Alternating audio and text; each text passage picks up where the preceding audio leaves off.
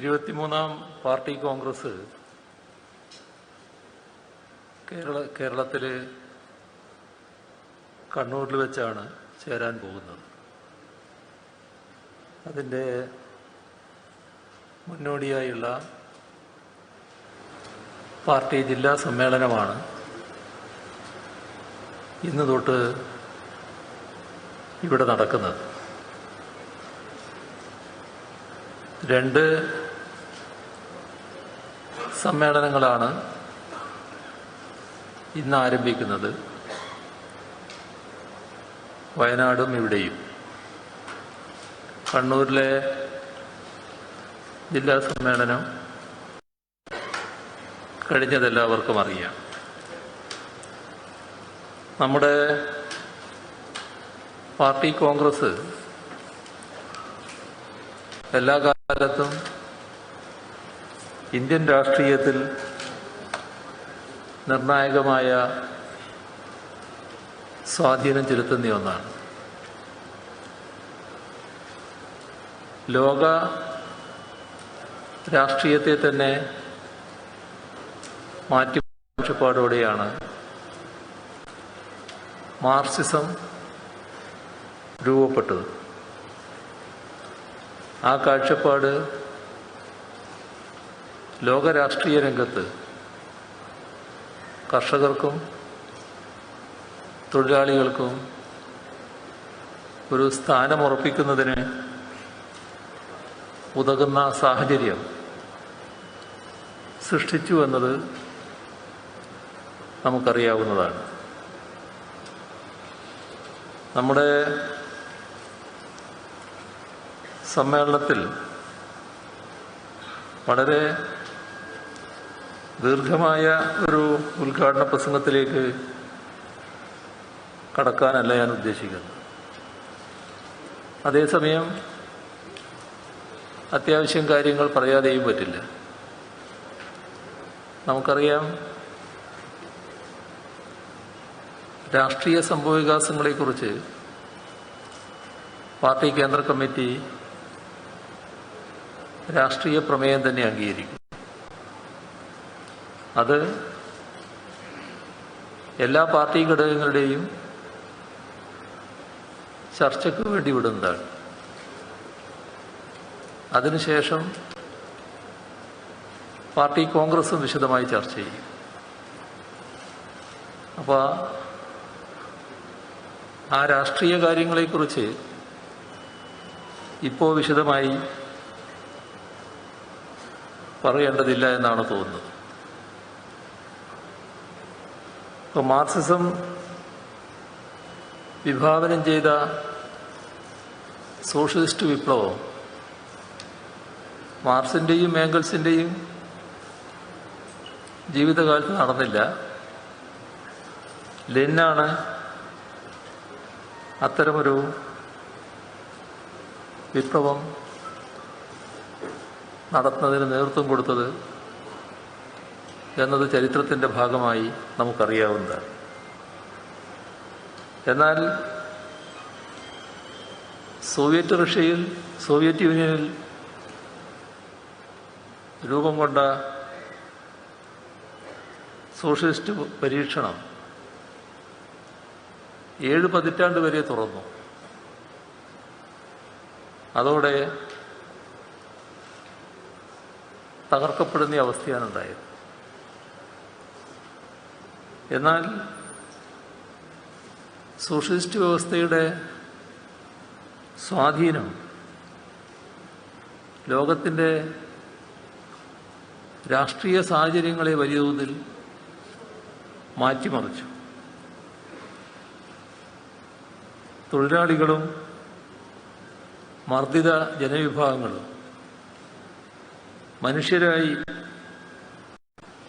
പരിഗണിക്കപ്പെടുന്ന അവസ്ഥ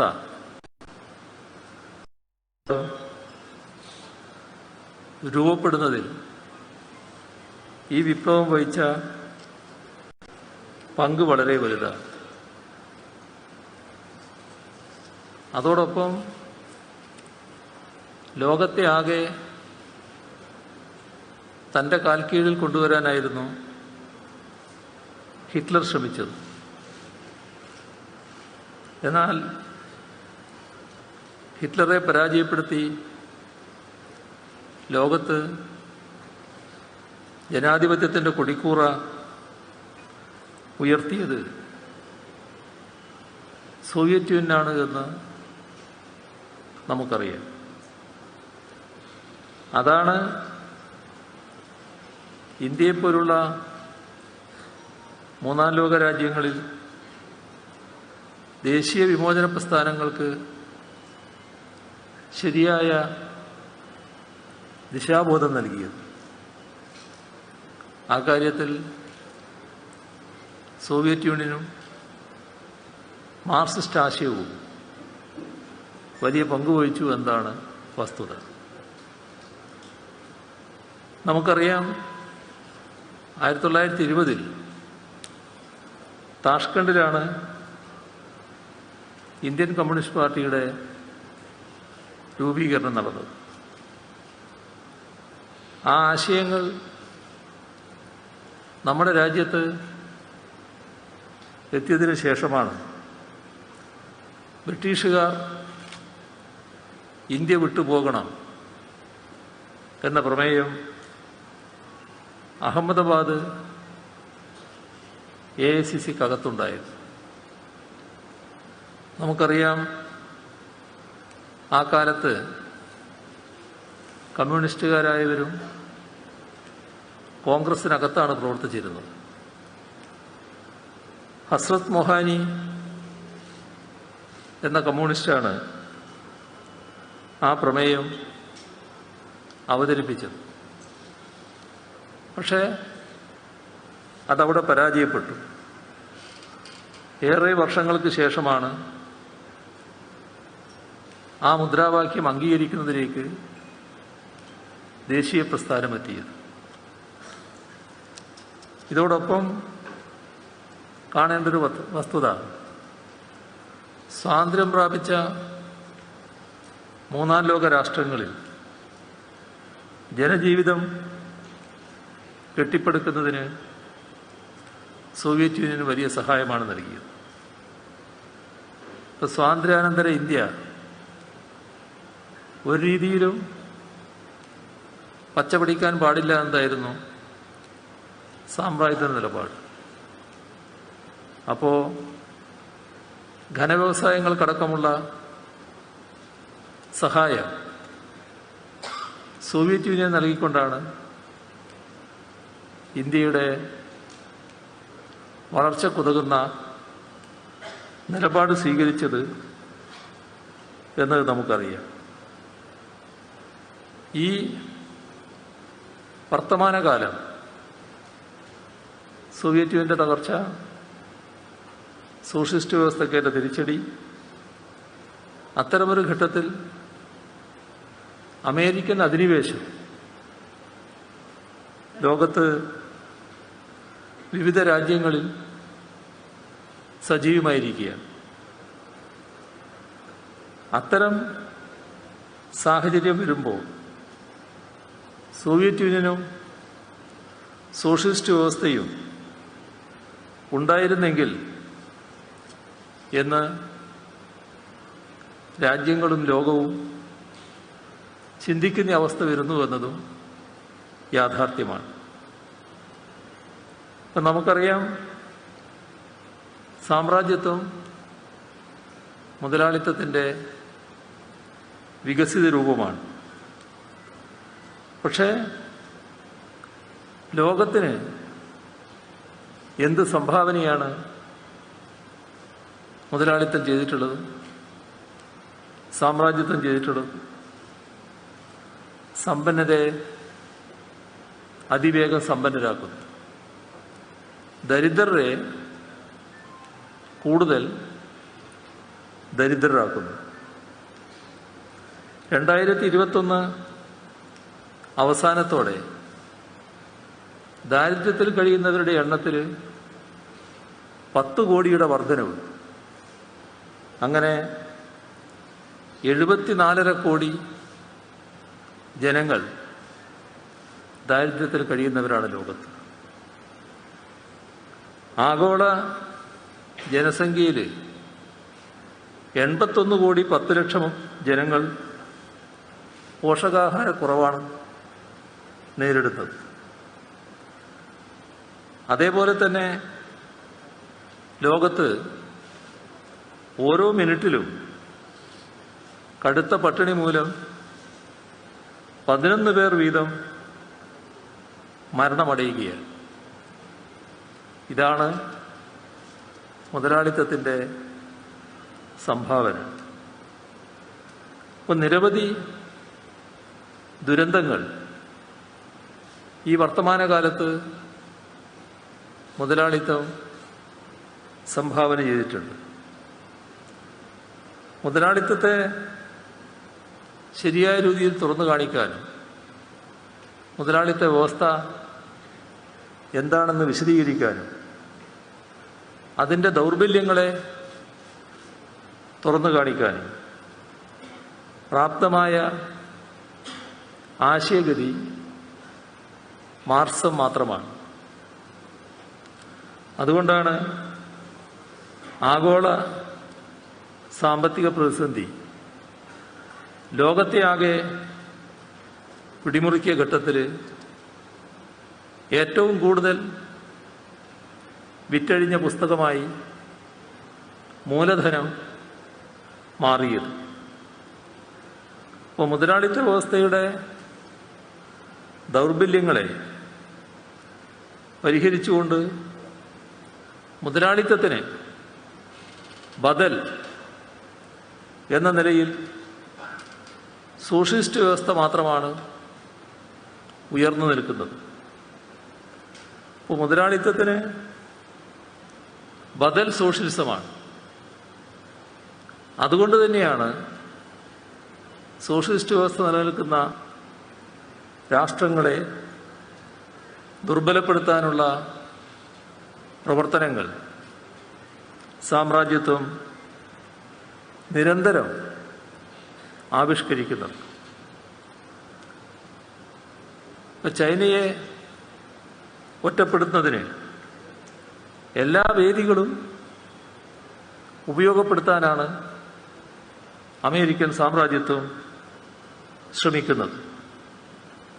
അതിൻ്റെ ഭാഗമായി ചൈനയുടെ അയൽ രാജ്യങ്ങളുമായി സൈനിക സഖ്യങ്ങൾ രൂപപ്പെടുത്താൻ അമേരിക്കൻ സാമ്രാജ്യത്വം തയ്യാറാവുകയാണ്. ക്യൂബക്കെതിരെ അമേരിക്കയുടെ ഉപരോധം തുടരുന്നു. വടക്കൻ കൊറിയക്കെതിരെ അമേരിക്കൻ സാമ്രാജ്യത്വം രംഗത്തിറങ്ങുന്നതും ഇതിൻ്റെ ഭാഗമായി തന്നെ. സോഷ്യലിസ്റ്റ് വ്യവസ്ഥക്ക് ഏറ്റ തിരിച്ചടി ഒരു പുതിയ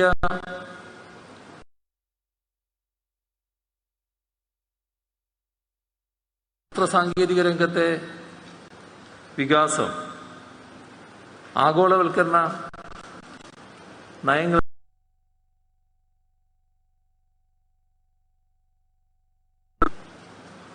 ലോകക്രമം പുതിയ തരത്തിൽ രൂപപ്പെടുത്തിയിട്ടുണ്ട്. ആ പുതിയ ലോകക്രമത്തിൽ നിന്നുകൊണ്ട് സോഷ്യലിസ്റ്റ് വ്യവസ്ഥ കെട്ടിപ്പടുക്കുന്നതിനാണ് ഓരോ സോഷ്യലിസ്റ്റ് രാഷ്ട്രവും പരിശ്രമിക്കുന്നത്. അതുകൊണ്ട് തന്നെ സോവിയറ്റ് യൂണിയന്റെ കാലത്ത് ഉണ്ടായിരുന്ന അതേ രീതിയല്ല, വ്യത്യസ്തമായ വഴികൾ സോഷ്യലിസ്റ്റ് രാഷ്ട്രങ്ങൾ സ്വീകരിക്കുന്നതാണ് നമുക്ക് കാണാൻ കഴിയുന്നത്. ഇപ്പം ചൈന, ക്യൂബ, വടക്കൻ കൊറിയ, വിയറ്റ്നാം, ലാവോസ് ഇവയെല്ലാം സോഷ്യലിസ്റ്റ് രാഷ്ട്രങ്ങളെന്ന നിലക്ക് അത്തരം വഴികളിലൂടെയാണ് നീങ്ങിക്കൊണ്ടിരിക്കുന്നത്. ഉൽപാദനം കഴിയാവുന്നിടത്തോളം വർദ്ധിപ്പിക്കുക, അത് ജനങ്ങൾക്ക് നീതിയുക്തമായി വിതരണം ചെയ്യുക. ഇതാണ് സോഷ്യലിസ്റ്റ് രാഷ്ട്രങ്ങൾ ശ്രമിക്കുന്നത്. പുതിയ സാമ്പത്തിക നയം ചൈന പ്രഖ്യാപിക്കുകയുണ്ടായി. ആ ഘട്ടത്തിൽ വിദേശ കമ്പനികളുമായി പോലും കരാറുണ്ടാക്കി. ഒരു പ്രത്യേക ഘട്ടമാകുമ്പോൾ വിദേശ കമ്പനികളുടെ സാങ്കേതിക വിദ്യകൾ ചൈനയ്ക്ക് കൈമാറുന്ന തരത്തിലാണ് അത് വിഭാവനം ചെയ്തത്. അവർക്ക് വേണ്ട അടിസ്ഥാന സൗകര്യം അവിടുത്തെ സർക്കാർ ഒരുക്കുന്നു.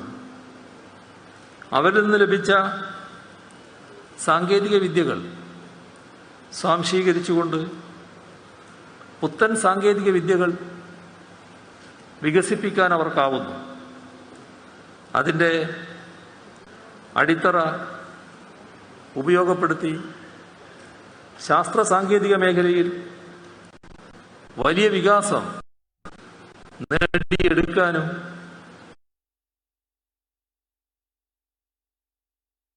സാങ്കേതിക വിദ്യ ഉൽപാദന രംഗത്ത് പ്രയോഗിക്കുന്നു.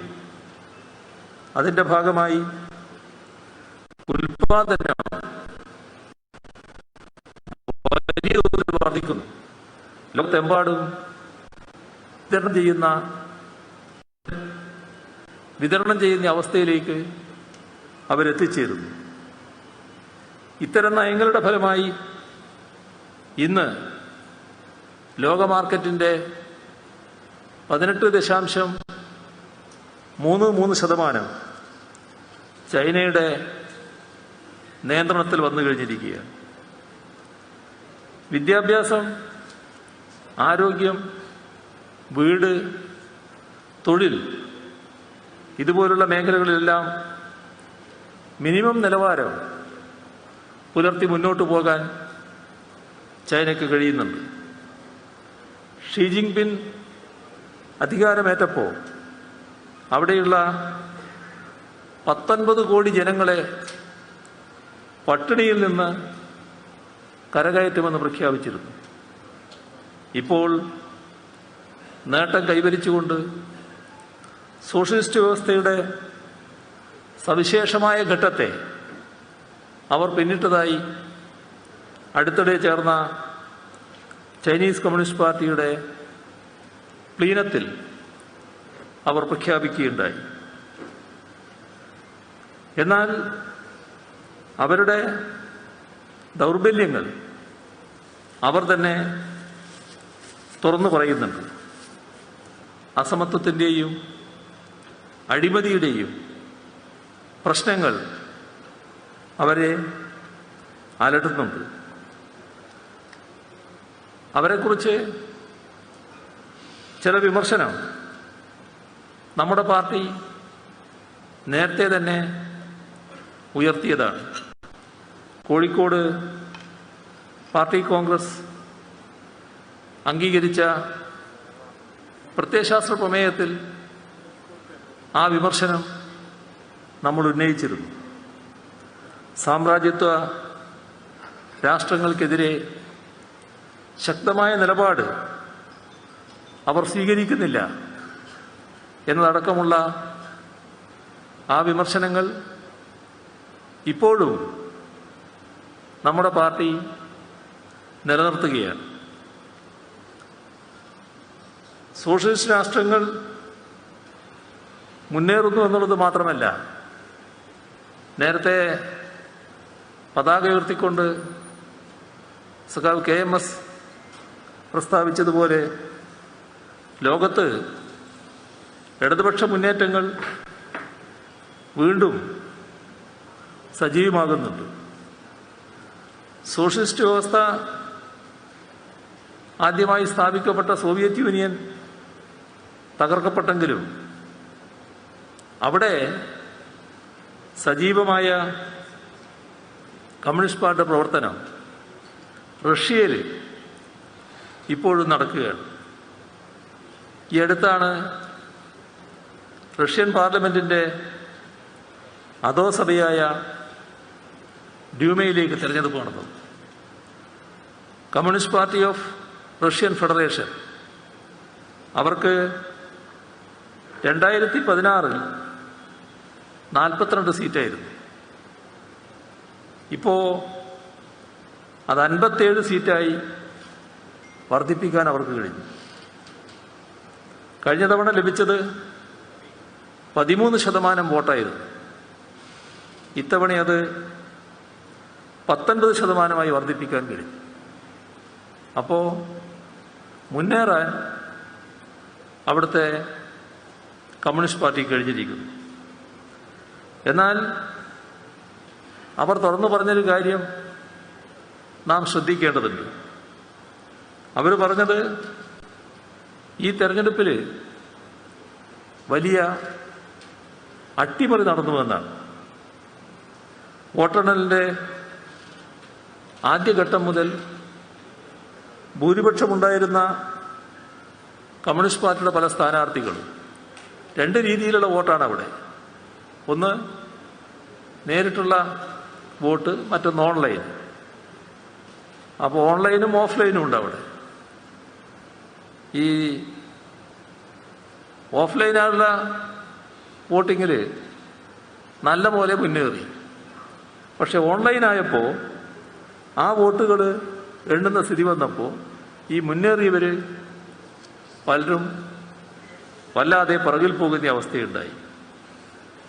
അപ്പം അവർ പറയുന്നത് ഇത് ശരിയായ തെരഞ്ഞെടുപ്പല്ല എന്നാണ്. രാജ്യത്തിൻ്റെ തെരഞ്ഞെടുപ്പിൻ്റെ വിശ്വാസ്യത, രാജ്യത്തിൻ്റെ വിശ്വാസ്യത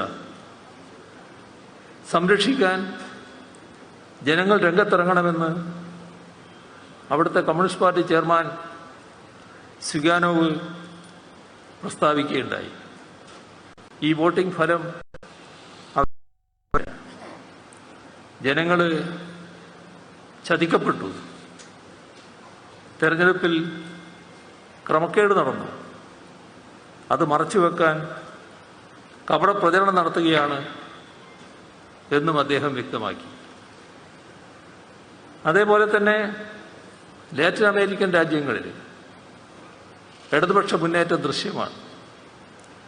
നിക്കരാഗ്വയിൽ ഇടതുപക്ഷത്തിന് വലിയ വിജയമുണ്ടായി. ഹോണ്ടുറാസിലും വൻ ഭൂരിപക്ഷത്തിന് ഇടതുപക്ഷ സ്ഥാനാർത്ഥി വിജയിച്ചു. ഇതേ സ്ഥിതിവിശേഷമാണ് പെറു, ചിലി, വെനിസുല, ബ്രസീൽ തുടങ്ങിയ രാജ്യങ്ങളിൽ ഉണ്ടായിട്ടുള്ളത്. ഇവിടെയുള്ള ഇത്തരമൊരവസ്ഥക്ക് യഥാർത്ഥ കാരണം അമേരിക്കൻ സാമ്രാജ്യത്വം അവിടങ്ങളിൽ സ്വീകരിച്ച തെറ്റായ നയമാണ്. ആ നയത്തിനെതിരെ വലിയ പ്രതിഷേധം അവിടെ ഉയർന്നു വന്നു. അതാണ് ഈ രീതിയിലുള്ള മാറ്റങ്ങൾ കിടവരുത്തിയത്. അതോടൊപ്പം മധ്യേഷ്യയിലെ അമേരിക്കൻ നിലപാടുകളും വലിയ പ്രതിഷേധത്തിനാണ് ഇടയാക്കിയിട്ടുള്ളത്. പാലസ്തീൻകാർക്കെതിരായി ഉയർന്നു വന്നുകൊണ്ടിരിക്കുന്ന ആക്രമണങ്ങളും മറ്റും അമേരിക്കൻ ഇസ്രയേൽ കൂട്ടുകെട്ടിൻ്റെ ഭാഗമായി വളർന്നു വന്നിട്ടുള്ളതാണ്. അമേരിക്കൻ ആധിപത്യം ഉറപ്പിച്ച മേഖലകളിലും അവയ്ക്കെതിരായുള്ള പോരാട്ടങ്ങൾ വളരുകയാണ്. മൂന്നാം ലോക രാജ്യങ്ങളിൽ അമേരിക്കൻ വിരുദ്ധ സമീപനങ്ങളാണ് അലയടിച്ചുയരുന്നതായി കാണാൻ നമുക്ക് കഴിയുക. ഇവിടെ ഇതോടൊപ്പം നാം കാണേണ്ട ഒന്നാണ് ഇസ്ലാമിക് ഫണ്ടമെന്റലിസത്തിൻ്റെ കാര്യം. ഒരു സോഷ്യലിസ്റ്റ് ആഭിമുഖ്യമുള്ള ഭരണ സംവിധാനമായിരുന്നു നേരത്തെ അഫ്ഗാനിസ്ഥാനിൽ നിലനിന്നിരുന്നത്. അത് തകർക്കാൻ മതമൗലികവാദത്തെ വളർത്തുന്ന സമീപനമാണ് അമേരിക്ക സ്വീകരിച്ചത്. അതാണ് ഇന്ന് കാണുന്ന താലിബാന്റെ വളർച്ചക്കിടയാക്കിയത്. ലോകത്ത് ഇസ്ലാമിക ഭീകരവാദത്തിന് രൂപീകരണത്തിലും ഇതേ സമീപനം തന്നെയാണ് ഉണ്ടായിട്ടുള്ളത്. പാലസ്തീൻ വിമോചന പ്രസ്ഥാനം യാസർ അറാഫത്തിന്റെ നേതൃത്വത്തിൽ മതനിരപേക്ഷ പ്രസ്ഥാനമായാണ് നടന്നിരുന്നത്.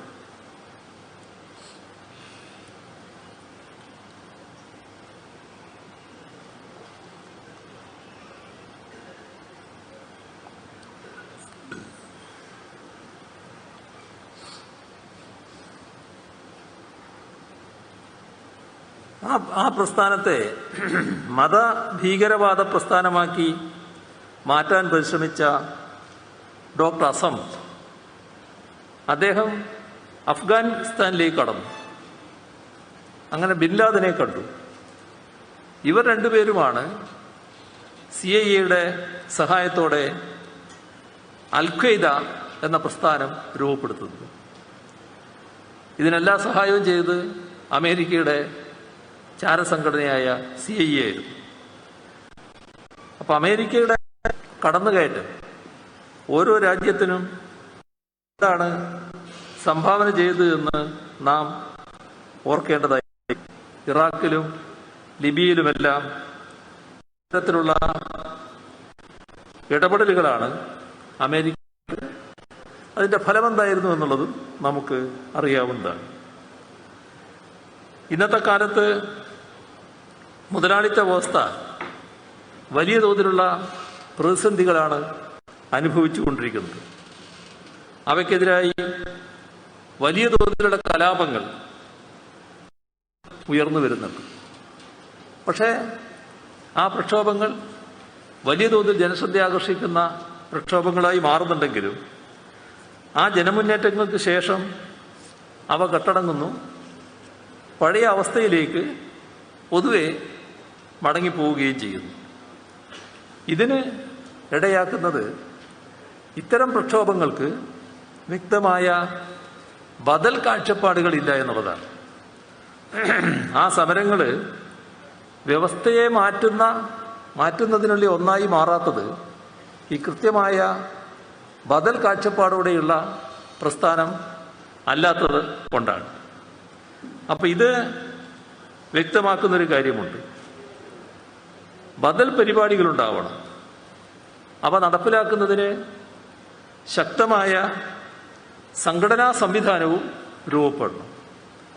ഇതിലൂടെ മാത്രമേ മുതലാളിത്തത്തെ മാറ്റി ഗുണപരമായ വ്യവസ്ഥ സ്ഥാപിക്കാനാവും. അല്ലെങ്കിൽ തൽക്കാലം പ്രക്ഷോഭം ഉണ്ടാവും, പിന്നെയും മുതലാളിത്തം അതേ രീതിയിൽ തന്നെ ശക്തിപ്പെട്ടു നിൽക്കുന്ന അവസ്ഥയാവും. ഇപ്പോൾ മുതലാളിത്ത രാഷ്ട്രങ്ങളിൽ വലിയ തോതിലുള്ള അസംതൃപ്തി പുകയുന്നുണ്ട്. അവ പ്രക്ഷോഭങ്ങളും സംഘർഷങ്ങളായി മാറുന്നുമുണ്ട്. അപ്പോൾ ശരിയായ ബദലിന്റെ അഭാവത്തിലാണ് അത് ലക്ഷ്യസ്ഥാനത്ത് എത്താതിരിക്കുന്നത്. ഇവിടെ നാം ശ്രദ്ധിക്കേണ്ട മറ്റൊരു കാര്യം, സാമ്രാജ്യത്വം ജനങ്ങളെ മാത്രമല്ല പരിസ്ഥിതിയെയും വലിയ തോതിൽ തകർക്കുകയാണ്. ഇപ്പോ നമ്മുടെ നാട്ടിലെ കാലാവസ്ഥാ വ്യതിയാനം പോലും ഇത്തരത്തിലുള്ള സ്ഥിതിവിശേഷത്തിന്റെ ഭാഗമാണ്. നമ്മുടെ രാജ്യത്തിന്റെ തീരപ്രദേശത്തെ 2,86,00,000 ആളുകൾ കടുത്ത വെള്ളപ്പൊക്കത്തിനും നിരന്തരമായ ചുഴലിക്കാറ്റിനും വിധേയമാകുമെന്നാണ് വിലയിരുത്തപ്പെട്ടിട്ടുള്ളത്. കാട്ടുതീ പലയിടങ്ങളിലും ഉയർന്നു വരാനും ഇടയുണ്ട്. ഇപ്പം നാം കാണേണ്ടുന്ന പ്രത്യേകത, വികസിത രാഷ്ട്രങ്ങൾ അവിടങ്ങളിൽ ലോക ജനസംഖ്യയുടെ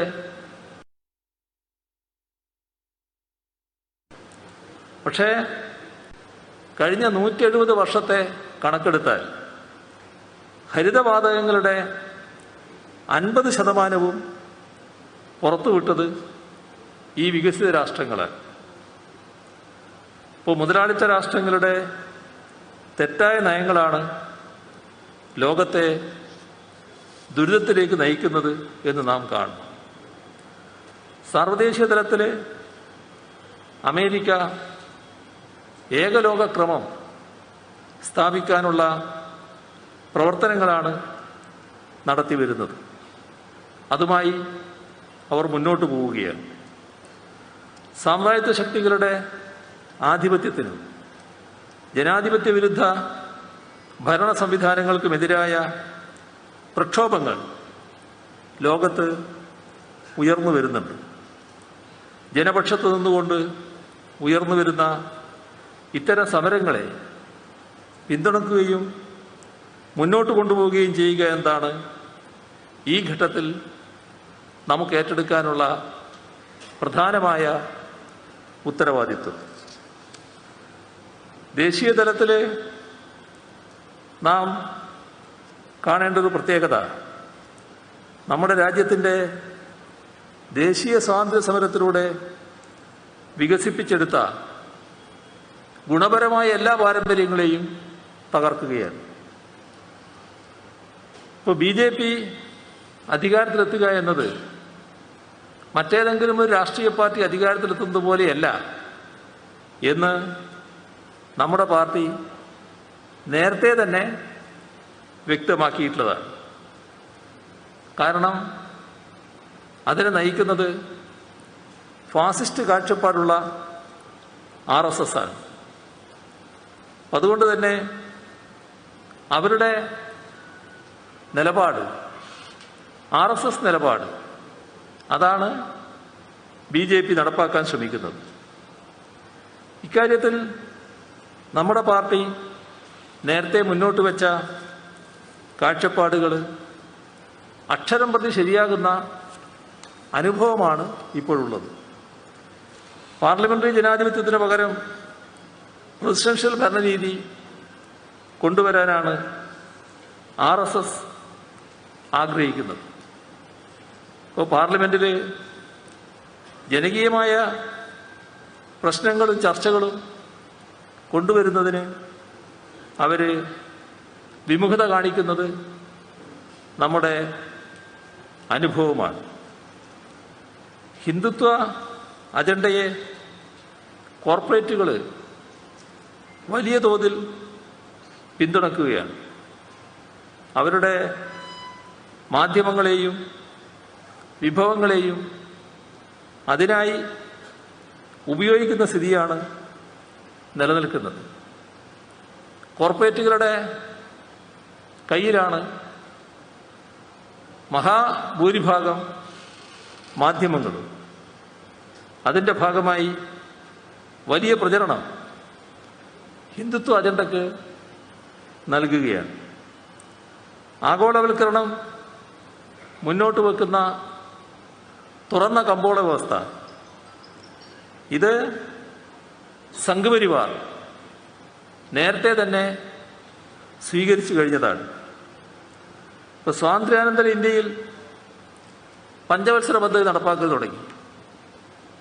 പൊതുമേഖലാ സ്ഥാപനങ്ങൾ രൂപപ്പെടുന്ന നയമുണ്ടായി.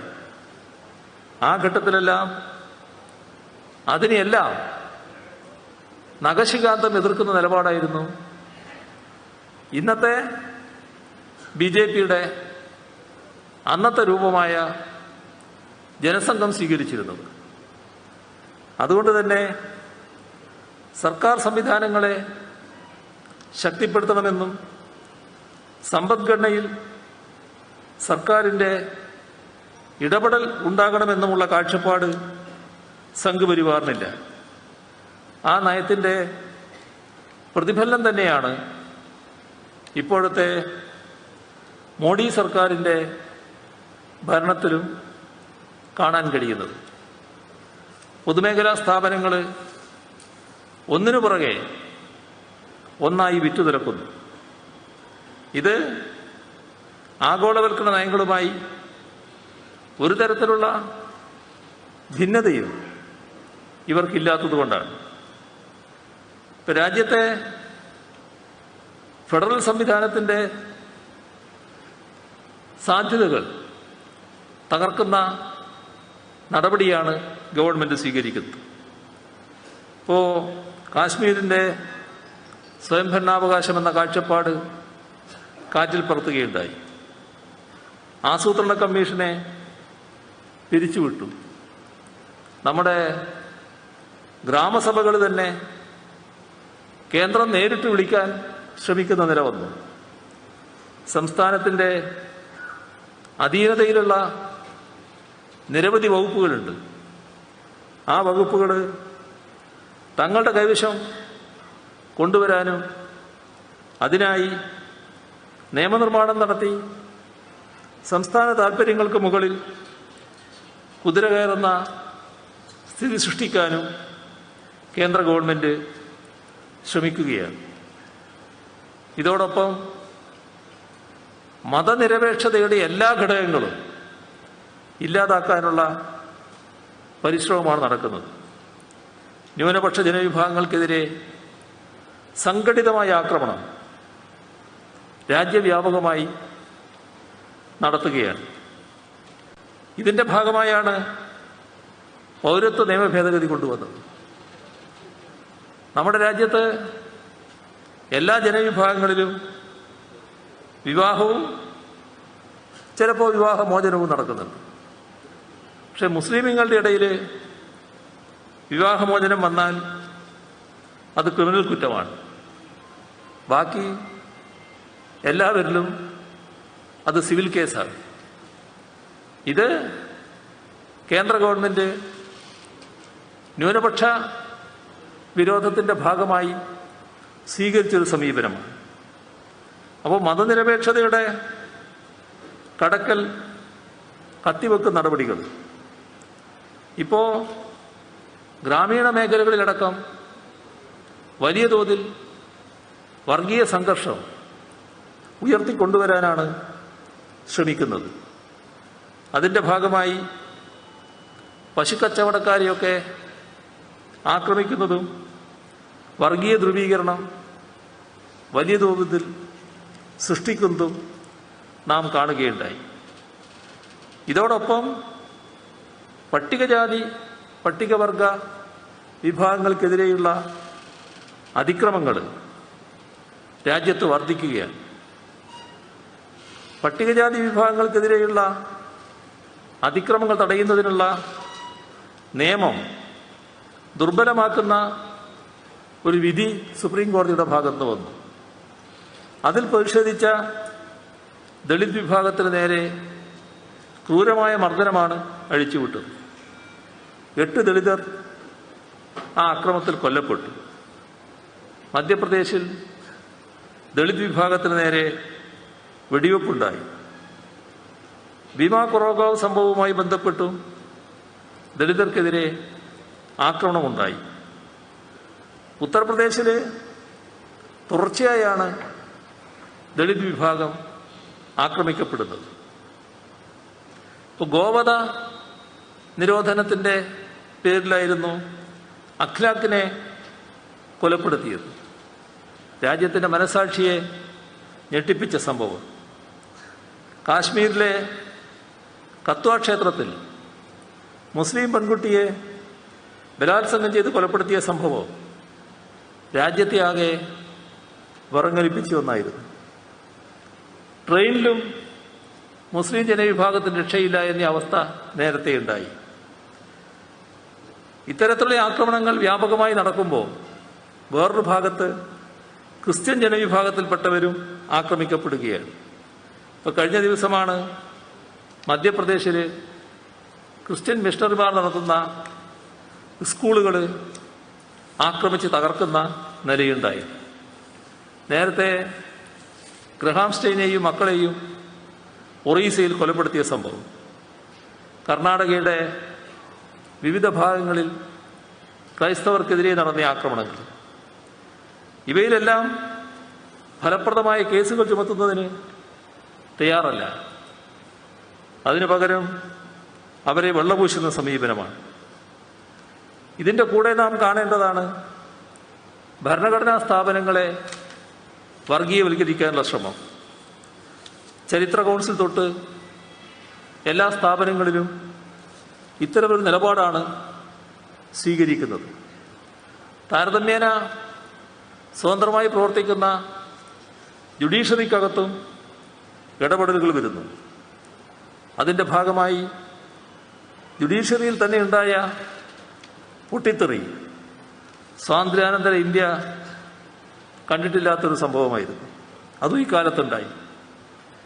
ഇതിൻ്റെ കൂടെ തന്നെ ശ്രദ്ധിക്കേണ്ട കാര്യമാണ് സാമ്പത്തിക നയമേഖലയിൽ കോർപ്പറേറ്റ് വൽക്കരണത്തിൻ്റെ അജണ്ടയാണ് വ്യാപകമായി നടപ്പാക്കുന്നത്.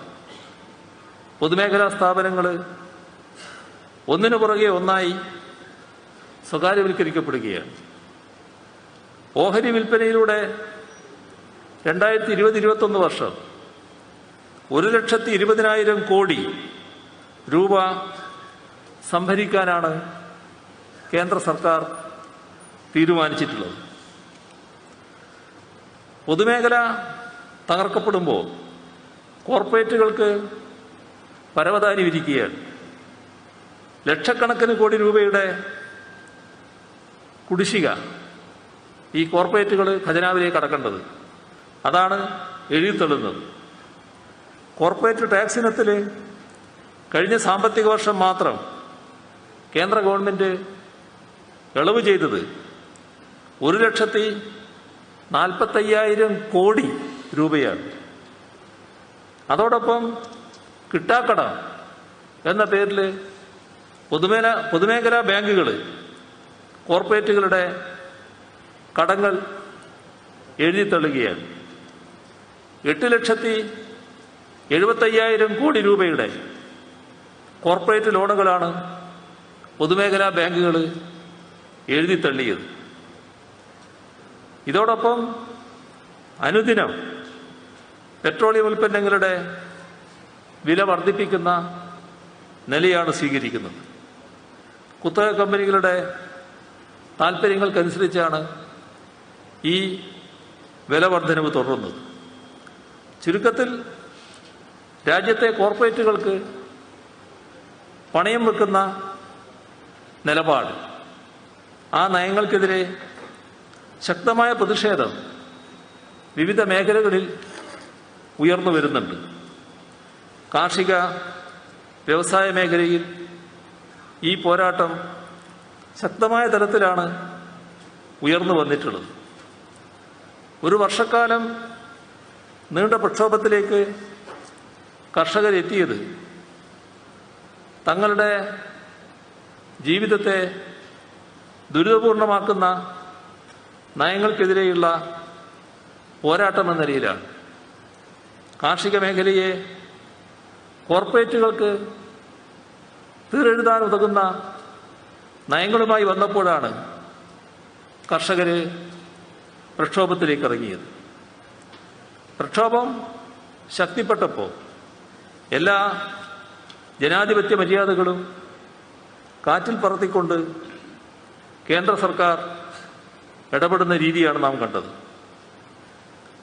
പ്രക്ഷോഭത്തിലേക്ക് കർഷകരെത്തുന്നത് തടയുന്നതിനായി റോഡുകളും ട്രെയിനുകളും വരെ തടയുന്ന സമീപനമെടുത്തു. കർഷകരെ നിരവധി തവണ ലാത്തിച്ചാർജ് ചെയ്യുന്ന നിലയുണ്ടായി.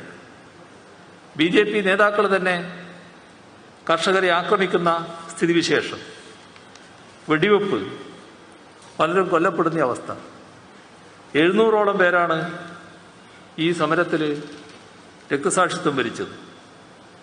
എന്നാൽ ഇതിനെല്ലാം അതിജീവിച്ച് സമരത്തെ മുന്നോട്ട് കൊണ്ടുപോയ കർഷകർ ജനാധിപത്യ വിരുദ്ധമായി നീങ്ങിക്കൊണ്ടിരുന്ന സർക്കാരിനെ അക്ഷരാർത്ഥത്തിൽ മുട്ടുകുത്തിക്കുന്ന ചിത്രമാണ് നാം കണ്ടത്.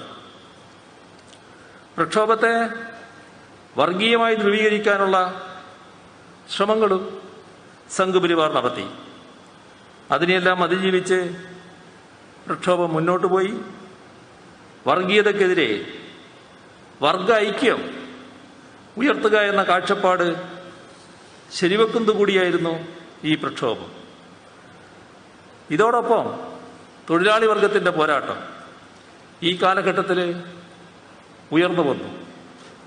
അഖിലേന്ത്യാ തലത്തിൽ വലിയ പ്രക്ഷോഭങ്ങൾ പൊതുമേഖല സ്വകാര്യവൽക്കരിക്കുന്നതിനും തൊഴിൽ നിയമങ്ങൾ അട്ടിമറിക്കുന്നതിനുമെതിരായി തൊഴിലാളി വർഗം നടത്തുകയുണ്ടായി. 2019 ആഗസ്റ്റിൽ 1,00,000 തൊഴിലാളികൾ പങ്കെടുത്ത കരിനിയമങ്ങൾക്കെതിരെയുള്ള പോരാട്ടം. ഇതോടൊപ്പം ലാഭകരമായി പ്രവർത്തിക്കുന്ന BPCL, shipping corporation of India limited, container corporation of India limited, ഇവയെല്ലാം സ്വകാര്യവൽക്കരിക്കുന്നതിനെതിരെ ശക്തമായ പ്രക്ഷോഭം ഉയർന്നു വന്നു. 2020 നവംബർ 26-ന് 25 ലക്ഷം തൊഴിലാളികൾ പങ്കെടുത്ത ദേശീയ തലത്തിലുള്ള സമരം ഈ കാലഘട്ടത്തിൽ ഉയർന്നു വന്നു. 10 ലക്ഷം ബാങ്ക് ജീവനക്കാർ സ്വകാര്യവൽക്കരണത്തിനെതിരായി ഈ ഘട്ടത്തിൽ പ്രക്ഷോഭം നടത്തി. ഇത്തരം നയങ്ങൾക്കെതിരായി 2022 ഫെബ്രുവരി മാസം രാജ്യവ്യാപകമായ പൊതുപണിമുടക്കിലേക്കും തൊഴിലാളികൾ നീങ്ങുകയാണ്. യുവാക്കൾ, മഹിളകൾ, ആദിവാസി ജനവിഭാഗങ്ങൾ, വിദ്യാർത്ഥികൾ എല്ലാം പ്രക്ഷോഭ രംഗത്തേക്ക് വരുന്നു. ചുരുക്കത്തിൽ രാജ്യത്തെമ്പാടും വലിയ തോതിലുള്ള ജനരോഷം BJP സർക്കാരിൻ്റെ ജനവിരുദ്ധ നിലപാടുകൾക്കെതിരെ, തീവ്ര ഹിന്ദുത്വ നിലപാട്, കോർപ്പറേറ്റ് വൽക്കരണ നിലപാട്, ഇതിനെല്ലാം എതിരെ ഉയർന്നു വരികയാണ്. ഇപ്പോൾ BJP സർക്കാരിൻ്റെ തെറ്റായ നയങ്ങൾക്കെതിരായി ബഹുജനങ്ങളെ അണിനിരത്തി പ്രക്ഷോഭങ്ങൾ സംഘടിപ്പിക്കുക എന്താണ് വലിയ ഉത്തരവാദിത്വം എന്ന് കഴിഞ്ഞ പാർട്ടി കോൺഗ്രസ് പ്രഖ്യാപിച്ചു കഴിഞ്ഞതാണ്. ആ പോരാട്ടങ്ങളെ രാഷ്ട്രീയ ബദലായി വളർത്തിയെടുക്കുക എന്താണ് ഏറ്റവും പ്രധാനപ്പെട്ട രാഷ്ട്രീയ ഉത്തരവാദിത്വമായി രാജ്യത്ത് വളർന്നു വന്നിട്ടുള്ളത്. ഇവിടെ ഉയർന്നു വരുന്നൊരു പ്രശ്നം, BJPയുടെ ഇത്തരം നയങ്ങൾക്ക് വിരുദ്ധമായി രാജ്യത്തെ മുന്നോട്ട് കൊണ്ടുപോകുന്നതിന് ആർക്ക് കഴിയും? ഇതാണ് പ്രധാന പ്രശ്നം.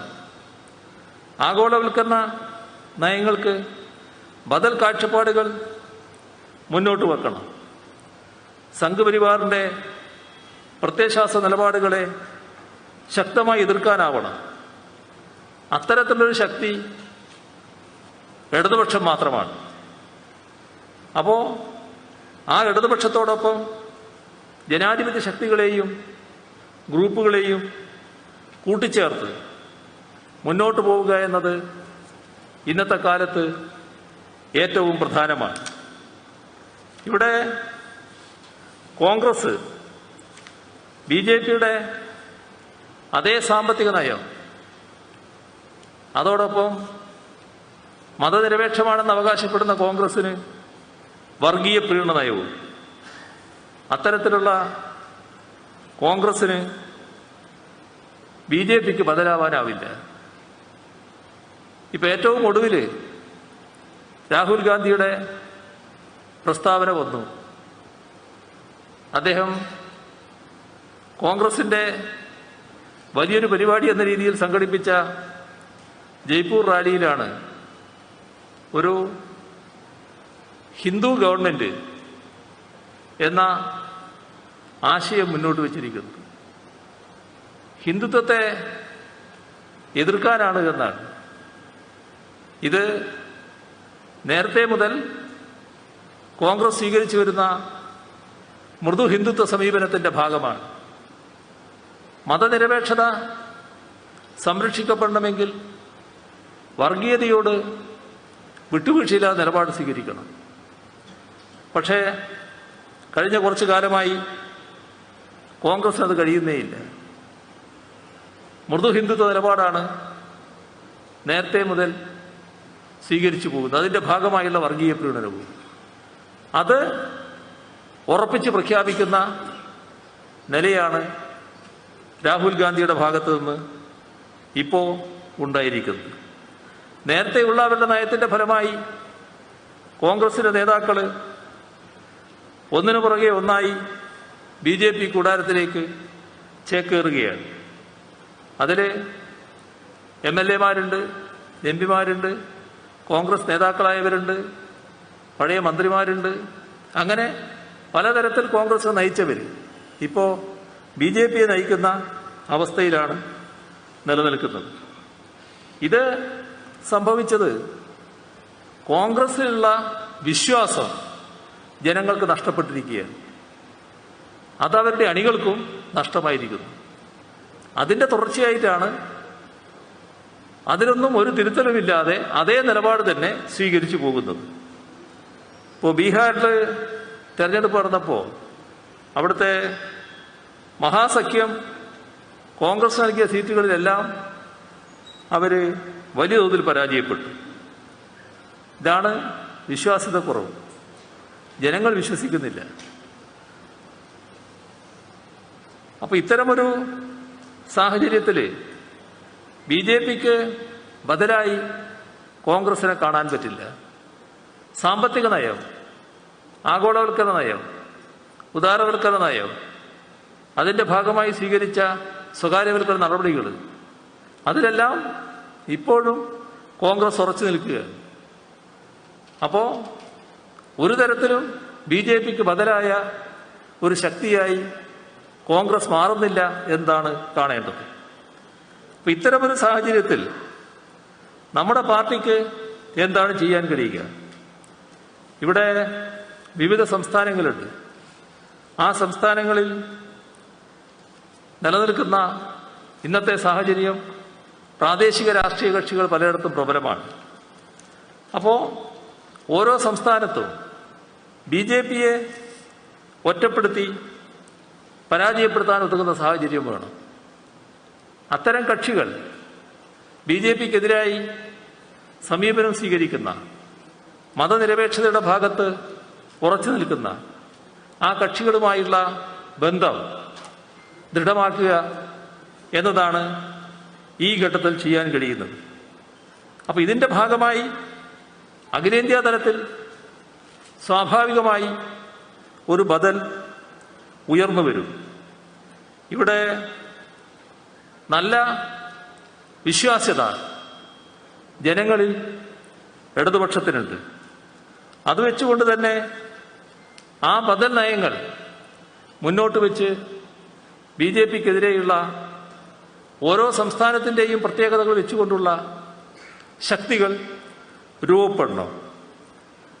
BJP-ക്കെതിരായി ശക്തമായ നിലപാടെടുക്കുന്ന ജനാധിപത്യ പാർട്ടികൾക്ക് പല ഘട്ടത്തിലും ബദൽ നയങ്ങൾ ഉണ്ടാകണമെന്നില്ല.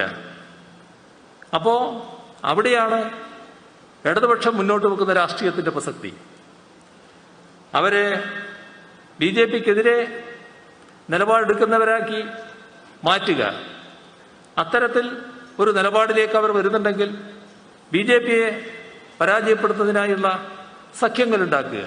ഇതാണ് സംസ്ഥാനങ്ങൾ തോറും ചെയ്യാൻ കഴിയുന്ന കാര്യം. ഇപ്പോൾ BJP രാജ്യം നേടിയ നേട്ടങ്ങളെല്ലാം തകർക്കുകയാണ്. ഇന്നത്തെ ഇന്ത്യയിൽ ഏറ്റവും പ്രധാനം BJP-യെ അധികാരത്തിൽ നിന്ന് മാറ്റി നിർത്തുക എന്നുള്ളതാണ്. ഒരു അവസരം കൂടി അവർക്ക് ലഭിക്കുക എന്നത് രാജ്യത്തിന് ഊഹിക്കാനാവാത്ത നാശമാണ് ഉണ്ടാക്കി തീർക്കുക.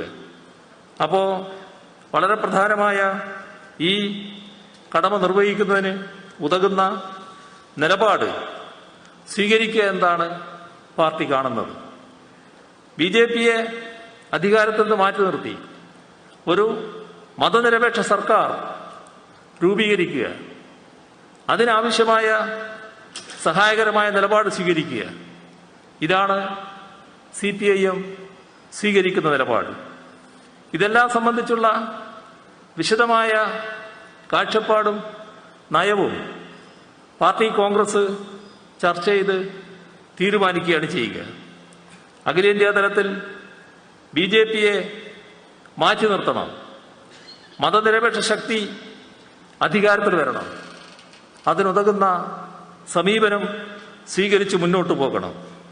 അതിനുവേണ്ടി മതനിരപേക്ഷ കക്ഷികൾ, ഗ്രൂപ്പുകൾ, മറ്റെല്ലാ സംവിധാനങ്ങൾ ഇവയെല്ലാം ഉപയോഗപ്പെടുത്തി മുന്നോട്ട് പോവുക എന്നതാണ് ദേശീയ രാഷ്ട്രീയം നമ്മളിൽ ഏൽപ്പിക്കുന്ന സുപ്രധാനമായ കടമ. ആ കാര്യത്തിൽ വലിയ സംഭാവന നമ്മുടെ സംസ്ഥാനത്തിന് ചെയ്യാനുണ്ട്. ഇപ്പോൾ നമ്മുടെ സംസ്ഥാനത്തിൻ്റെ കാര്യം പറഞ്ഞാൽ കേരളത്തിൻ്റെ ചരിത്രത്തിൽ ആദ്യമായാണ് ഇടതുപക്ഷ ജനാധിപത്യ മുന്നണിക്ക് തുടർഭരണം ലഭിച്ചിരിക്കുന്നത്. ഈ തുടർഭരണം വലിയ ഉത്തരവാദിത്വമാണ് പാർട്ടിയിൽ അർപ്പിച്ചിരിക്കുന്നത്. കമ്മ്യൂണിസ്റ്റ് പാർട്ടി അധികാരത്തിൽ വന്ന രാജ്യങ്ങളുണ്ട്, നമ്മുടെ രാജ്യത്തിലെ സംസ്ഥാനങ്ങളുണ്ട്. ഇവയിലെല്ലാം അനുഭവങ്ങളിൽ നിന്ന് പാഠം ഉൾക്കൊണ്ടുകൊണ്ട് പ്രവർത്തിക്കുക എന്നത് പ്രധാനമാണ്.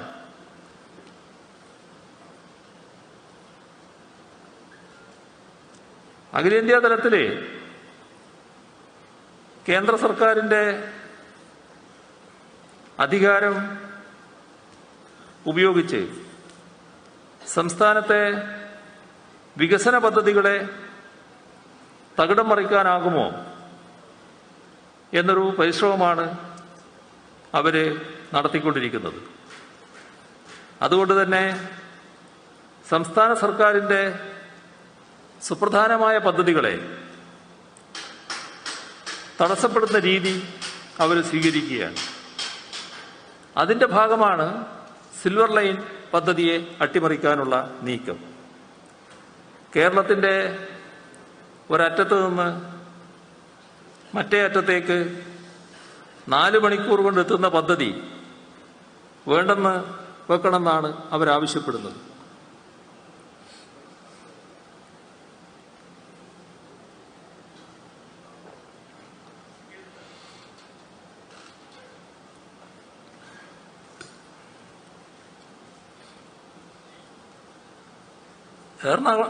എറണാകുളത്തുകാരുടെ ഒരു പ്രത്യേകത ആലോചിക്കണം. ഇവിടെ 2 മണിക്കൂർ കൊണ്ട് കേരളത്തിന്റെ ഏത് അറ്റത്തും എത്താം ആ സിൽവർ ലൈൻ വന്നാൽ.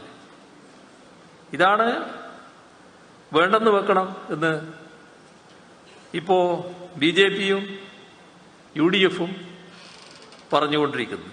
ഇതിനായി തെറ്റായ പ്രചാരവേലകൾ അവരഴിച്ചുവിടുകയാണ്. ജമാഅത്തെ ഇസ്ലാമിയും അതിൻ്റെ കൂടെ കൂടുന്നുണ്ട്. ഇവരെല്ലാം ഒരു കുടക്കീഴിൽ അണിനിരന്നുകൊണ്ട് LDF ഗവൺമെന്റ് കൊണ്ടുവരുന്ന ഇത്തരം നയങ്ങളെ എതിർക്കുക എന്ന സമീപനമാണ്. അപ്പം നമ്മുടെ വികസന പ്രവർത്തനങ്ങൾക്ക് സഹായം നൽകുന്ന കാര്യത്തിലും വലിയ പ്രയാസമാണ് അനുഭവപ്പെടുന്നത്. ഇപ്പോൾ ജനസംഖ്യാടിസ്ഥാനമാക്കി നികുതി വിഹിതം നിശ്ചയിച്ചത് കേരളത്തിന് വലിയ നഷ്ടമാണ് ഉണ്ടാക്കുക. 14ാം ധനകാര്യ കമ്മീഷന്റെ കാലഘട്ടത്തിൽ കേരളത്തിൽ ലഭിച്ച നികുതി വിഹിതം 2.5%. ഇപ്പോ 21-26 കാലയളവിൽ ഇത് 1.92% ചുരുങ്ങിയിരിക്കുന്നു. രാജ്യത്തിന്റെ നികുതി വരുമാനത്തിന്റെ 2% താഴെ മാത്രമാണ് കേരളത്തിൽ ലഭിക്കുന്നത്. 1.94. ജനസംഖ്യാ നിയന്ത്രണത്തിലും ആരോഗ്യ വിദ്യാഭ്യാസ കാര്യത്തിലുമെല്ലാം നാം നേട്ടങ്ങൾ നേടി. പക്ഷേ ഇതെല്ലാം ഈ കാര്യം വരുമ്പോൾ നമുക്ക് വിനയായി മാറുകയാണ്. അപ്പോൾ നമുക്ക് പുതിയ പ്രശ്നങ്ങൾ അഭിമുഖീകരിക്കുന്നുണ്ട്. പശ്ചാത്തല സൗകര്യ രംഗത്ത് വലിയ മുന്നേറ്റം ഉണ്ടാക്കണം. പക്ഷെ ഈ കാര്യത്തിലൊക്കെ തികഞ്ഞ അവഗണനയാണ് നാം അനുഭവിക്കുന്നത്. കേരളത്തിന്റെ ചിരകാല സ്വപ്നങ്ങൾ പലതും പൂർത്തീകരിക്കപ്പെടാതെ കിടക്കുകയാണ്. റെയിൽവേ സോൺ, പാലക്കാട്ടെ coach factory, railway medical college എല്ലാം സ്വപ്നമായി തന്നെ കിടക്കുകയാണ്. ആരോഗ്യരംഗത്ത് അടിസ്ഥാനപരമായി വലിയ മുന്നേറ്റമുണ്ടാക്കിയ സംസ്ഥാനം. പക്ഷേ എയിംസ് ഇപ്പോഴും യാഥാർത്ഥ്യമായിട്ടില്ല. പൊതുവിലുള്ള റെയിൽവേ വികസനത്തിലും സ്ഥിതി വ്യത്യസ്തമല്ല. ഇപ്പോൾ കേരളത്തിൻ്റെ ഇത്തരം വികസന പ്രശ്നങ്ങൾ ഒരു നാട് നേരിടുന്ന പ്രശ്നങ്ങളെന്ന നിലക്ക് ഒന്നിച്ച് നാട് കൈകാര്യം ചെയ്യേണ്ടതാണ്. എന്നാൽ അതിനെ ഒരു യോജിച്ച നീക്കത്തിന് പ്രതിപക്ഷം തയ്യാറല്ല. കേന്ദ്രത്തിൻ്റെ ഇത്തരം നയങ്ങൾക്കെതിരായി എന്തെങ്കിലും ഒരു എതിർപ്പ് BJP പ്രകടിപ്പിക്കില്ല. പക്ഷേ UDFO മറ്റുള്ളവരോ പ്രകടിപ്പിക്കാൻ തയ്യാറല്ല. അതിന്റെ അർത്ഥം ഫലത്തിൽ കേന്ദ്രത്തിന്റെ അവഗണനയെ അവർ പിന്താങ്ങുന്നുവെന്നാണ്. സർക്കാരിന്റെ ആദ്യ വർഷമാണിത്. അപ്പൊ ഇല്ലാത്ത പ്രശ്നങ്ങൾ ഉയർത്തിക്കൊണ്ടുള്ള പ്രക്ഷോഭങ്ങൾ നടത്താനാണ് അവർക്ക് താല്പര്യം. അപ്പൊ യഥാർത്ഥ പ്രശ്നങ്ങളിൽ നിന്ന് ശ്രദ്ധ തിരിച്ചുവിടാനാണ് അവർ നോക്കുന്നത്. LDF വീണ്ടും അധികാരത്തിൽ വന്നതോടെ അധികാര രാഷ്ട്രീയത്തെ അടിസ്ഥാനപ്പെടുത്തിയാണല്ലോ UDF നിലകൊള്ളുന്നത്. അവർക്ക് നിൽക്കക്കള്ളിയില്ലാത്ത അവസ്ഥയാണ്. UDFും BJPയും വലിയ തോതിലുള്ള പ്രതിസന്ധിയാണ് നേരിട്ടുകൊണ്ടിരിക്കുന്നത്. നിയമസഭാ തെരഞ്ഞെടുപ്പിന് ശേഷം കോൺഗ്രസിലും UDFിലുമുള്ള പ്രശ്നങ്ങൾ പരിശോധിച്ചാൽ തന്നെ നമുക്കത് കാണാൻ കഴിയും. പ്രധാനപ്പെട്ട പാർട്ടികളെല്ലാം BJP, കോൺഗ്രസ്, ലീഗ് എല്ലാം വലിയ തോതിലുള്ള പ്രശ്നങ്ങൾ നേരിട്ടാണ് പോകുന്നത്. BJP കഴിഞ്ഞ തെരഞ്ഞെടുപ്പിൽ അവരുടെ വോട്ടിംഗ് ശതമാനം തന്നെ കുറയുന്ന സാഹചര്യമുണ്ടായി. അതോടൊപ്പം ആന്തരിക വൈരുദ്ധ്യങ്ങൾ ശക്തമായി പുറത്തു വരികയാണ്. ഇവിടെ ഇന്ത്യൻ യൂണിയൻ മുസ്ലിം ലീഗ്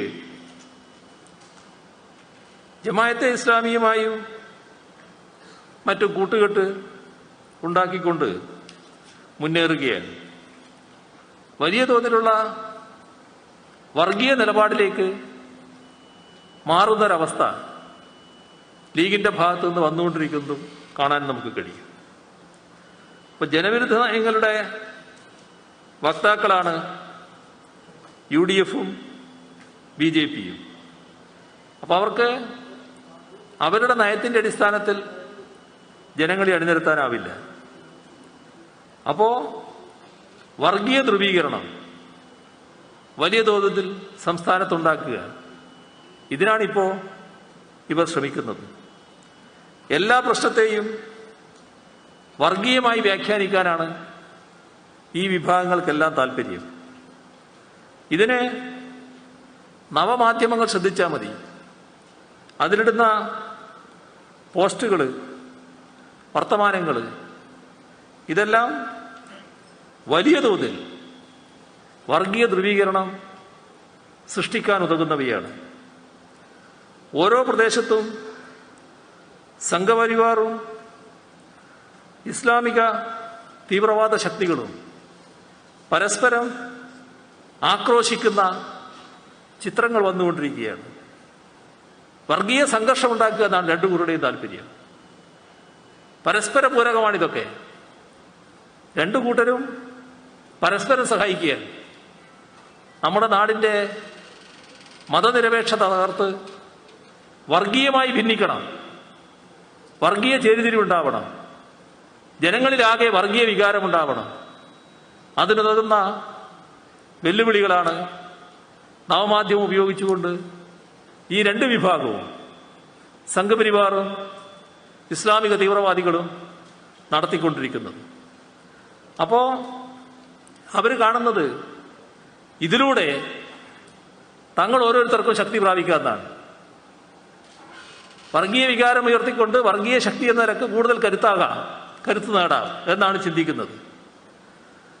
വർഗീയ വിദ്വേഷം പ്രചരിപ്പിക്കുന്നതിനുള്ള വേദിയായി നവമാധ്യമങ്ങൾ മാറുകയാണ്. അപ്പൊ ഇവിടെ നാം ശ്രദ്ധിക്കേണ്ട കാര്യം, വർഗ ഐക്യത്തെ ഇല്ലാതാക്കാനാണ് ഇവർ ശ്രമിക്കുന്നത്. ഈ നാട് നേടിയ എല്ലാ നേട്ടവും നമ്മുടെ നാട്ടിലെ തൊഴിലാളികളായാലും കർഷകരായാലും കർഷക തൊഴിലാളികളായാലും മറ്റധ്വാനിക ജനവിഭാഗങ്ങളായാലും അവരെല്ലാം നേടിയ നേട്ടം നമ്മുടെ നാട്ടിലെ ഏതെങ്കിലും വർഗീയ ശക്തി ഇടപെട്ട് നേടിയതല്ല. വർഗ ഐക്യത്തിന്റെ ഭാഗമായി ഓരോ വിഭാഗവും നേടിയെടുത്തതാണ്. ആ വർഗ ഐക്യത്തിലൂടെ ഉയർന്നു വന്ന സമരത്തിന്റെയും പ്രക്ഷോഭത്തിന്റെയും ഭാഗമായാണ് നേട്ടങ്ങൾ നേടിയിട്ടുള്ളത്. അതെല്ലാം തകർക്കാനാണ് ശ്രമിച്ചു പോകുന്നത്. ഇതിന് സഹായകരമായ സമീപനമാണ് UDF സ്വീകരിച്ചുകൊണ്ടിരിക്കുന്നത്. അവര് വർഗീയ കക്ഷികളുമായി ഒളിഞ്ഞും തെളിഞ്ഞും സഖ്യമുണ്ടാക്കുന്നു. ഇപ്പോ സ്വയം തന്നെ വർഗീയ അജണ്ടകൾ ഏറ്റെടുത്ത് വർഗീയ ധ്രുവീകരണം നടത്താനുള്ള പരിശ്രമങ്ങൾ ആരംഭിച്ചിരിക്കുന്നു. ഇപ്പോൾ വഖഫ് പ്രശ്നത്തിൽ മുസ്ലിം ലീഗ് നടത്തിയ റാലി, അവർ സ്വീകരിച്ച സമീപനം, അതെല്ലാം നേരത്തെയുള്ള നിലപാടിൽ നിന്ന് കുറെ കൂടി കടന്നു പോവുകയാണ്. നേരത്തെ തന്നെ മത തീവ്രവാദ സംഘടനകളോട് മൃദു സമീപനം സ്വീകരിക്കുന്നു എന്ന വിമർശനം ലീഗിനെതിരെയുണ്ട്. ഇപ്പോ അതൊന്നുകൂടി കടന്നു പോകുന്നു എന്നാണ് കാണാൻ കഴിയുക. രാഷ്ട്രീയ ലാഭത്തിനായി സഖ്യമുണ്ടാക്കുന്നു എന്നൊക്കെയുള്ള വിമർശനം നേരത്തെ ഉണ്ടായതാണ്. ജമാഅത്തെ ഇസ്ലാമി, പോപ്പുലർ ഫ്രണ്ട് അതുപോലുള്ള സംഘടനകളുമായി ബന്ധം സ്ഥാപിക്കുന്ന രീതിയായിരുന്നു സ്വീകരിച്ചിരുന്നത്. തദ്ദേശ ഭരണ സ്ഥാപന തെരഞ്ഞെടുപ്പുകളിൽ ഈ സഖ്യം പരസ്യമായിരുന്നു. നിയമസഭാ തെരഞ്ഞെടുപ്പിൽ പ്രത്യക്ഷമായിട്ടല്ലാതെ തന്നെ സഖ്യം ചേർന്നുകൊണ്ട് പ്രവർത്തിക്കുന്ന നിലയാണ് സ്വീകരിച്ചത്. ഇപ്പോൾ വന്നിരിക്കുന്ന മാറ്റമുണ്ട്, അത് പ്രത്യേകം ശ്രദ്ധിക്കേണ്ടതാണ്. ആ മാറ്റം അവരുടെ,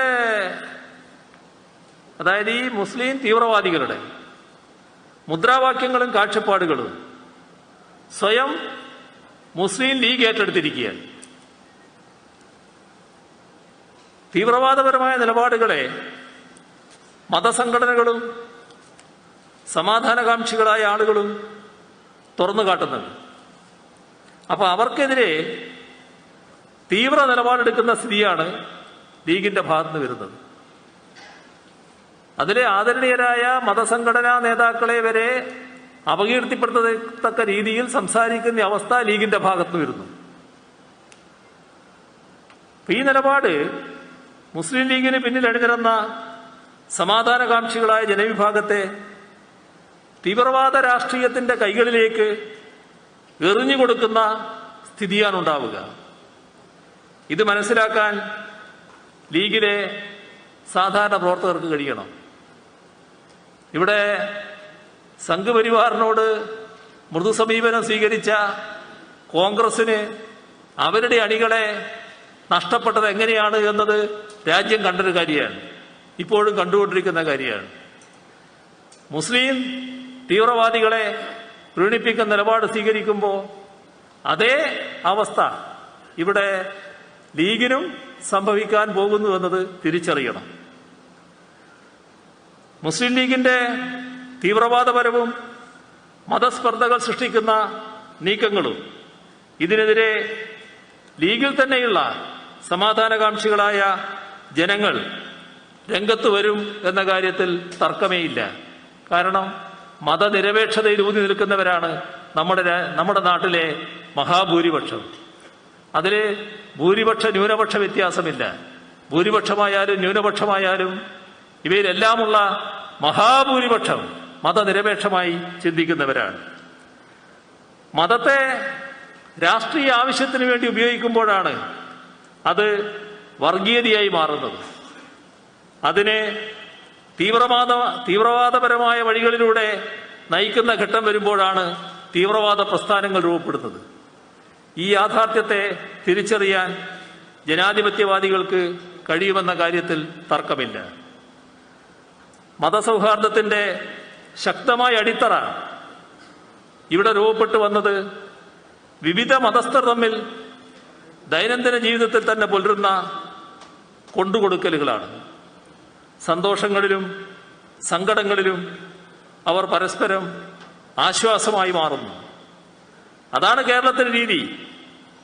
അതാണ് മതനിരപേക്ഷ കേരളത്തിന്റെ ശക്തമായ അടിത്തറ.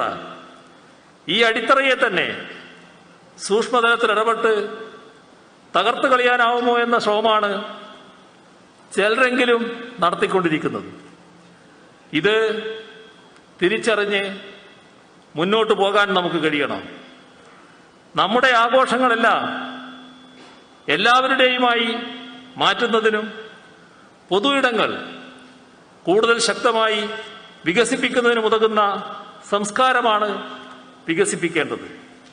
മതവിശ്വാസികളും ജനാധിപത്യവാദികളുമെല്ലാം ഇത്തരമൊരു നില രൂപപ്പെടുത്താനാണ് പരിശ്രമിക്കേണ്ടത്. അത് മതനിരപേക്ഷത സംരക്ഷിക്കുന്നതിനുള്ള ഏറ്റവും പ്രധാനപ്പെട്ട പ്രവർത്തന കേന്ദ്രമാണെന്ന് തിരിച്ചറിയണം. ഇവിടെ എല്ലാ ജനവിഭാഗത്തിന്റെയും പ്രശ്നങ്ങൾ പരസ്പരം മനസ്സിലാക്കിക്കൊണ്ട് അവ പരിഹരിക്കുന്ന ഇടപെടുക എന്താണ് ജനാധിപത്യ രാഷ്ട്രീയത്തിന്റെ അടിസ്ഥാനവും കരുത്തും. അതിനു പകരം സ്വത്വ രാഷ്ട്രീയം വലിയ തോതിൽ ഉയർത്തിക്കൊണ്ടുവരാൻ ചിലരിപ്പോൾ ശ്രമിക്കുന്നുണ്ട്. അതും നമുക്ക് കൃത്യമായി തിരിച്ചറിയാനാവണം. ഇവിടെ ജനങ്ങളെ വ്യത്യസ്ത അറകളിലാക്കി നിർത്താനാണ് വലതുപക്ഷ ശക്തികൾ ശ്രമിക്കുന്നത്. വർഗീയത ഒരു ഭാഗത്ത് അതിന് ശ്രമിക്കുന്നു, വലതുപക്ഷ ശക്തികൾ അതോടൊപ്പം ശ്രമിക്കുന്നു. ജനങ്ങളെ ആകമാനം യോജിപ്പിച്ചുകൊണ്ട് വികസനത്തിന്റെ രാഷ്ട്രീയം മുന്നോട്ട് കൊണ്ടുപോവുക. നമ്മുടെ നാട് വികസിച്ചേ തീരൂ, ഇന്നുള്ളിടത്ത് നിന്നാ പോരാ, കൂടുതൽ വികസിക്കണം. അതിനുതകുന്ന സമീപനം നമുക്ക് സ്വീകരിക്കാനാവണം. ഈ ഘട്ടത്തിൽ നാം കാണേണ്ട ഒരു കാര്യം, സംസ്ഥാനത്ത് തുടർ ഭരണം ലഭിച്ച ഒരു ഘട്ടമാണിത്.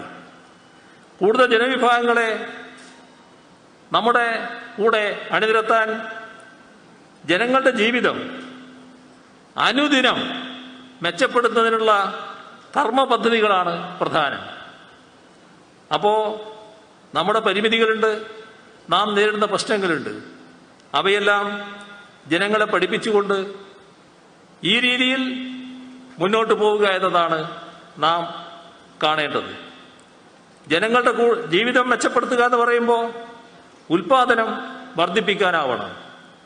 ഉൽപാദനം വർദ്ധിപ്പിക്കുന്നതിന് ശാസ്ത്ര സാങ്കേതിക വിദ്യകളുടെ ഉപയോഗം നല്ല രീതിയിൽ വരേണ്ടതായിട്ടുണ്ട്. അതോടൊപ്പം നാടിന്റെ താൽപ്പര്യങ്ങളെ ഹനിക്കാത്ത നിക്ഷേപത്തെ ഇതിനായി ഉപയോഗപ്പെടുത്തണം.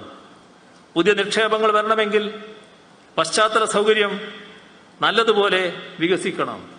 റോഡും റെയിലും ആകാശമാർഗവും ജലപാതയും എല്ലാം ഇക്കാര്യത്തിൽ ഉയർത്തിക്കൊണ്ടുവരേണ്ടതുണ്ട്.